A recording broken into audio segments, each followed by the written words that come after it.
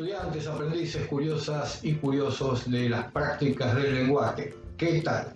Nos volvemos a encontrar y en esta oportunidad para presentar la segunda parte del tema que tiene que ver con los textos expositivos e explicativos. En esta oportunidad nos referiremos a la estructura y a los elementos que se deben tener en cuenta para armar este tipo de textos y que sea lo más organizado y comprensible posible. Recuerden que cuando hablamos de texto puede ser escrito u oral. Comenzamos. En este video vamos a tratar de entender cómo se conforma la estructura de las explicaciones.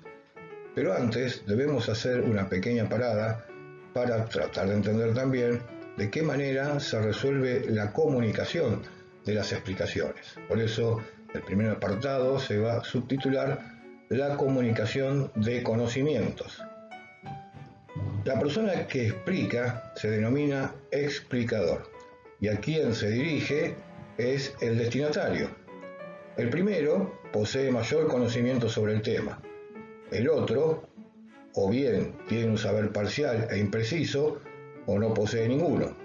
En los ejemplos que vimos en el video anterior, el médico tiene un saber superior sobre las anginas, y los profesores o los textos teóricos mayor conocimiento respecto de los contenidos escolares o académicos. Por lo dicho, todas las explicaciones suponen una relación asimétrica o desigual en cuanto a los saberes del explicador y él o los destinatarios sobre un tema. A medida que estos incorporan y elaboran mentalmente esa explicación, la asimetría entre las partes tiende a nivelarse. Finalmente, si la explicación fue exitosa, si el destinatario comprendió de manera clara y correcta la información, la diferencia entre los conocimientos de ambos se reduce notoriamente. Una vez comprendido esto, podemos comenzar a hablar entonces de la estructura de las explicaciones. Y para recordar, como se dijo, las explicaciones parten de una situación problemática que se intenta resolver. Este problema está planteado en forma de pregunta y por tal motivo una manera de detectarlo consiste en identificar la pregunta principal a partir de la cual se desarrolla la explicación.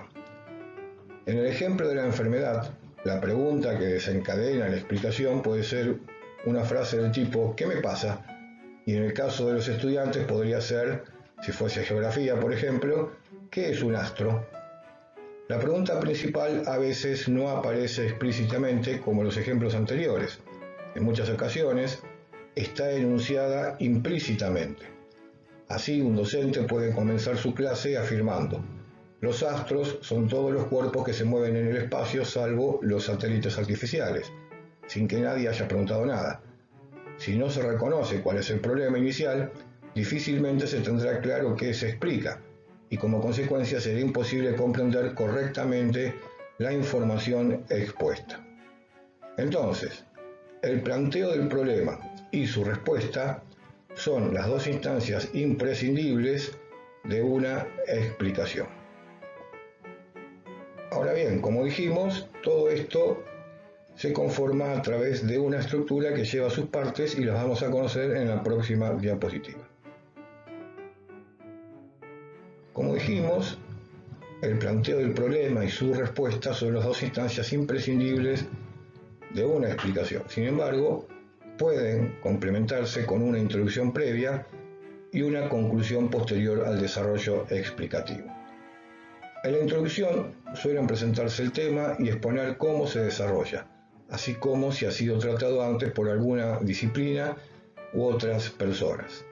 Vamos viendo entonces cómo se va desarrollando la estructura dentro de lo que se conoce como progresión temática. Vimos que hay un complemento que puede estar o no estar, luego viene el problema que puede ser un hecho, objeto o concepto, y va asociado a las preguntas, el planteo del problema y sus respuestas. Que en resumidas cuentas es el planteo del problema a través de un interrogante, explícito o implícito. Luego viene la segunda parte. Comienza con la respuesta expositiva a esas preguntas que va sumado a la consideración del destinatario, como vimos en el video anterior, junto con los recursos explicativos. Todo esto es la explicación propiamente dicha. Es decir, el desarrollo explicativo mediante recursos para desplegar el tema. Los recursos pueden ser definiciones, ejemplos, reformulaciones, comparaciones, analogías, etc. Toda la parte de arriba que está en color violeta o lila es lo que se conoce como progresión temática y son los pasos que se deben respetar. Por último, como dijimos al principio, aparece el segundo complemento que puede estar o no, siempre es aconsejable que esté, que es el complemento 2 y es la conclusión. Se presenta un breve resumen de lo explicado y de creerse necesario una evaluación del explicador. Entonces, en síntesis, tenemos varias partes, dos pueden estar o no, el complemento 1 y el complemento 2, es decir, la introducción y la conclusión, y dentro la progresión temática, es decir, cómo van progresando los temas que se van resolviendo dentro de la explicación, presentando el problema, hecho, objeto o concepto asociado a la pregunta que se debe responder. En base a ello, aparece la respuesta expositiva, que está resuelta teniendo en cuenta la consideración del destinatario y los recursos explicativos a presentar. Cuando decimos respuesta expositiva no es tan simple como dar una respuesta en una oración. Se entiende que dentro de la explicación hay todo un desarrollo que precisamente se denomina explicación. Y a partir de allí, si se cree necesario, se agrega una conclusión.